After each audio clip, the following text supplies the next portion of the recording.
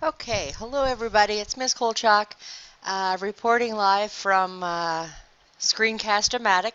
So forgive me if we have some technical difficulties, but this is my first time doing this. Because I'm not here today in class with you, I wanted to make sure I could keep the ball rolling and pick up where we left off yesterday. So for those of you in period 1 and period 7, you can probably skip ahead through the video because we already covered this because yesterday we had a double period. But for the other classes, listen carefully. So we talked about 3 sources of genetic variation yesterday. We said that one was mutations, the second one was sexual reproduction, and the third was something called lateral gene transfer. Now we talked about mutations in terms of mutations only occur in gametes or in sex cells. If you have a mutation in your skin cell, you're not going to pass that on to your offspring, but rather just maybe new skin cells that form through mitosis. We also said that many mutations are neutral, meaning that you wouldn't even know they happened, perhaps the protein's not affected at all, or maybe beneficial even. Sometimes mutations come about and that organism is now better fit than the previous ones, so then we should expect to see a shift towards that mutation and an increase in fitness for that. And then some mutations can result in sort of a disadvantage or even provide, maybe prove to be lethal. Number 2, sexual reproduction. You know that you are a combination of mom and dad, so every organism that is created through sexual reproduction is a mix of 2 different organisms. With cloning and asexual reproduction, we see none of that variation. So, like I said the other day, from a biologist standpoint, that's boring. So, from a biologist standpoint, it's neat to see all kinds of new variations. We also see crossing over in sexual reproduction. Now, do you remember crossing over occurs in meiosis, specifically meiosis 1, when we have prophase and we have pairs of homologous chromosomes. We call it tetrad, where they come together and line up in prophase 1. Let me see if I can draw this here. Okay, maybe not. Here we go.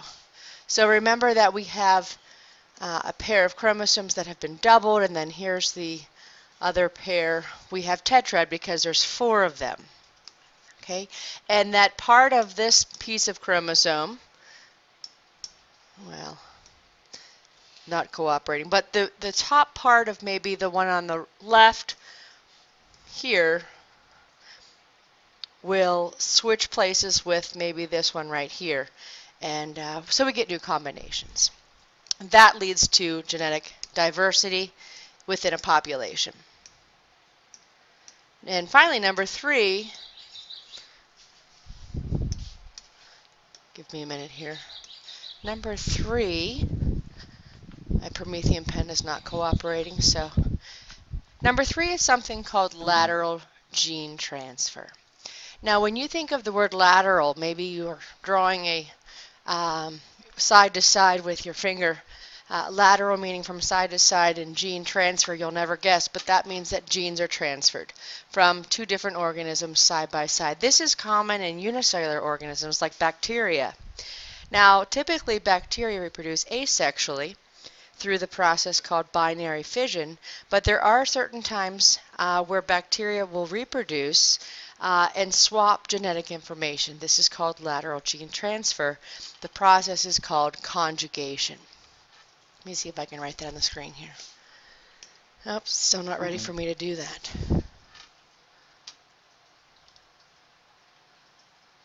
Let's see if I can do this now. Nope. Okay. Oh, this is not good. I'm not going to, no, that's terrible. All right. Moving on.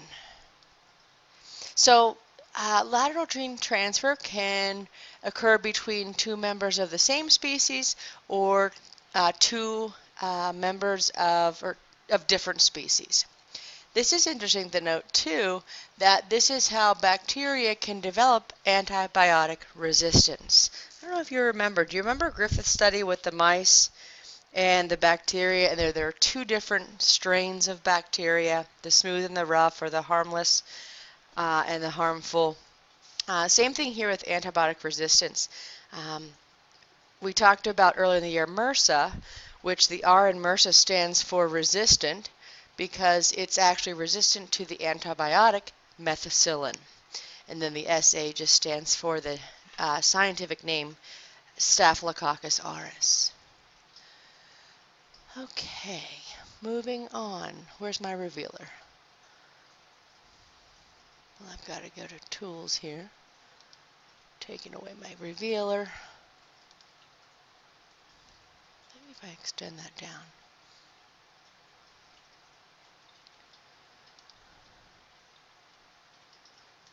There we go. There it is. Okay. So the number of genes that control a trait ultimately determine the number of phenotypes. This is important to know. When we talked about Mendel and his pea plants, a pea plant was described as either being tall or short, or the pea itself was described as being round or wrinkled, axial flowers versus terminal flowers. So you basically had two different phenotypes for a single gene. That means that mom gives you an allele and dad gives you an allele, and you just have a pair of alleles as your genotype. That's really simple. That's single gene genetics. So with single gene traits, there's one gene and there's two alleles. Again, one allele comes from your mom, the other allele comes from your dad, so that gives you your genotype. Now it does say here up on the screen that you could have a potential of 2 or 3 phenotypes. Now if we're talking about complete dominance, that would be 2 phenotypes, tall or short, axial flowers or terminal flowers. But in the case of incomplete dominance or even codominance, we're looking for 3 phenotypes, or even blood type for that matter. You could be A, B, AB, or O. That's 4 phenotypes. But for incomplete dominance, like red snapdragons and white snapdragons making pink snapdragons, or in codominance, you remember the red cows and the white cows and the roan cows, which was like a mixture of both. Notice there's a bar graph, so you can actually see that there's 2 possible phenotypes, potentially even 3 possible phenotypes. But that's about it. Now remember learning about polygenic traits. Polygenic, poly means many, and genic is referring to the number of genes. A lot of human traits are controlled by polygenic traits. So like your hair color, your eye color, we're not brown hair, blonde hair, brown eyes, blue eyes. There's so much variation that goes with so many of our traits being humans. So we have to account for that. If you consider just height, as the book talks about, you can see the picture at the bottom of the screen there. So it has to be 2 or more genes by definition, and that each gene you figure has at least 2 alleles. So that means there's quite an assortment or range of phenotypes. And if we're looking at sort of a normal distribution bell curve, that kind of represents a normal population, meaning like there's a lot in the middle and fewer as you go out to the sides. Look at the bottom here on the screen, how you can kind of see that if you were to arrange people, based on their height. People within a certain range would be found in the middle. The really, really short people would be here, and the really, really tall people would be down here. Okay, we're actually going to move on to 17.2 now. And this is evolution as genetic change in populations. Now we're going to need this today to get into our Fruit Loop lab activity. And in this case, we're looking at, on this slide anyway, natural selection on a single trait. Now that means you have like an allele from each parent, mom and dad, so you have a very simple genotype. And in this case, the normal lizard color, this is in your book by the way, normal color for lizards is brown. So you can see that in the initial population there's 80% brown, but look what happened. Mutations have occurred, and instead of a brown lizard we have new lizard combinations. New lizard color is red, and we also have black. So 2 different mutations produce 2 new phenotypes within this population of lizards. And as you can see, as we go through time, generation 10, 20, and 30, obviously it appears that the red one were not so great for survival. So perhaps they were easier to see. And when you think about that, what would happen to them over time? What would happen to their allele frequency? Remember, allele frequency is a measure of how many alleles or how often an allele occurs within a gene pool or population. So the red one, definitely not a good mutation, definitely not increasing the fitness. So we don't see those again. Now I wouldn't say, never say never, because we could have another mutation down the line, but chances are it won't survive very long. But look at the black one. The black lizards, as it turns out, actually helps the lizard to absorb heat. And lizards being cold-blooded, that's important. It helps them to move faster. Think about what would happen to them. And as you can see, we see an increase in the number of black lizards. So that would ultimately change the allele frequency, increasing that allele frequency for that one. So if color change has no effect on fitness, though, so like if each of these were all the same, then we would say that they would all probably, maintain 80, 10, and 10. But the fact that there's a disadvantage here and an advantage here, we saw natural selection take place. And by saying that natural selection is taking place, that means those individuals are under what we call selective pressure, which is basically pressure from natural selection. Some of them survive and others do not. Okay, we're on to our last slide, and this is going to help us with the Fruit Loop activity. How did that happen? There we go. And that is natural selection on polygenic traits. So you remember the normal distribution curve for this looks like a bell-shaped curve. Well, sometimes what can happen is because of a change in the environment, which would then cause selection to take place, perhaps like we had different sized beaks of birds. We had small beaks, we had medium-sized beaks, and we have large beaks. Well, just like maybe height in human population, we would expect to see few small beaks and a few large beaks and a whole lot more medium in the middle. That would be normal.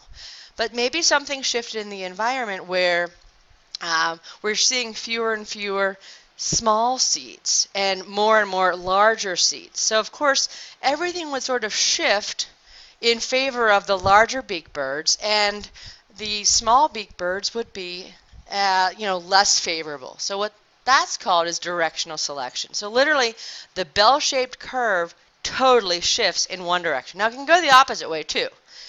We could have a lot more small seeds, so that would favor small beaks, and maybe fewer large seeds, and that would, cause the large beaks to be unfavorable. So it would basically shift in one direction. So look what this looks like here. And I would definitely, if I were to draw a sketch, of the original, which is the dotted line here. Okay, there's the dotted line there. And then this is the new change, the new distribution of phenotypes. So you see how the entire curve shifted. So individuals at one end, whether it's this side or this side, have a higher fitness than those near the middle or at the other end of the curve. And so here's my example about the seeds. When large seeds are more plentiful, then the larger beaks will be selected for. So again, to be selected for means that you're going to be around to do those two things that all living things want to do, and that is survive and reproduce. Next up is something called stabilizing selection. The greatest way to remember this is, take that normal distribution bell curve, take your hands on each side of it and squeeze. Kind of squish those two together so that exaggerates the midsection, making then the medium ones more favorable than the other two ends. So individuals near the middle of the curve have a higher fitness than at the end. You see what I mean about that? Like here's that dotted line that represents the normal distribution curve. And notice now these members no longer exist, and same thing over here, and that the middle is so much higher. Here's an example of that. Human babies and birth weight. It's bad when you have a low birth rate baby, and it's also bad if you have a baby that's overweight, because that can lead to all kinds of health problems. So it's good to be in that middle, good to be in that sort of safe range for human birth rate. And then the last one, something called disruptive selection. Now this one is sort of the opposite of stabilizing selection. So what we do here for disruptive is, I call this the karate chop one. So imagine you have your standard bell-shaped curve.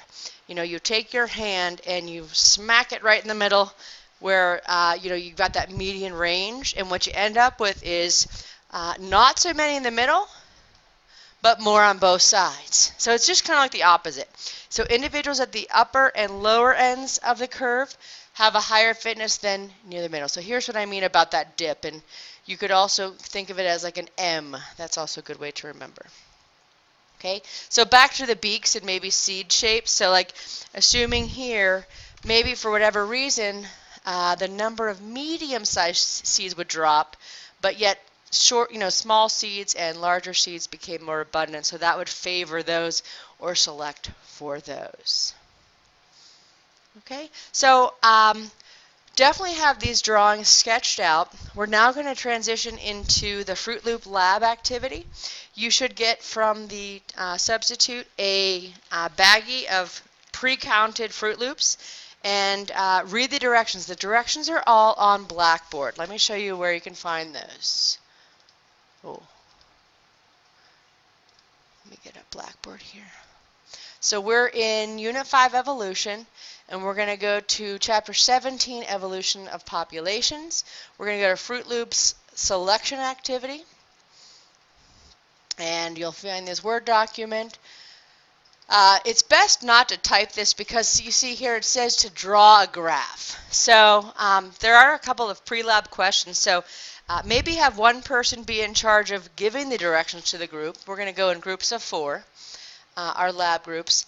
Have one person in charge of being the recorder, and you can take your turn, and then the others can go through and kind of work through the procedure. So you're going to get this original bag of cereal or Fruit Loops, and it says here you're going to place them into rows by color. So follow this 2 columns of each color. Then you're going to draw a graph of your starting population and label it. Now, you don't have to worry so much about the exact numbers per se, but look at the shape. Draw just a line graph, showing the distribution of that initial population, and you're going to, label the horizontal axis and the vertical axis, and then just put a title. Then you're going to get a scenario card. There's actually 4 of them. That's going to change the distribution of those Fruit Loop organisms. Okay, follow the directions on the card, and then you're going to draw a line graph of your original population. If you want, you can do the dotted and the solid lines if you want. And then you're going to draw the new population once you've, actually gone through that scenario, just to see what type of selection that is. So that's what number 6 says. Decide which type of selection your graph illustrates and then label it. Okay? You'll put the Fruit Loops back. Don't need them until the very end. And then you'll actually have a total of 4 scenario cards. And then just keep repeating those steps. You'll need this helpful hint for wavelength, but if you have any questions, you can ask me tomorrow when I return. So have fun with the Fruit Loops. I hope you get through it. If you don't, perhaps we can have some more time tomorrow. But period 3 and 9, you have a homework assignment, 17.1, 17.2, now that you've gotten through the notes. So please make sure, if you didn't get one yesterday, that you pick up that homework assignment up front. Okay? All right, email me if you have any questions or concerns, and now I have to figure out how to get out of here. Click here to pause. Thank you, everybody. Have a nice day.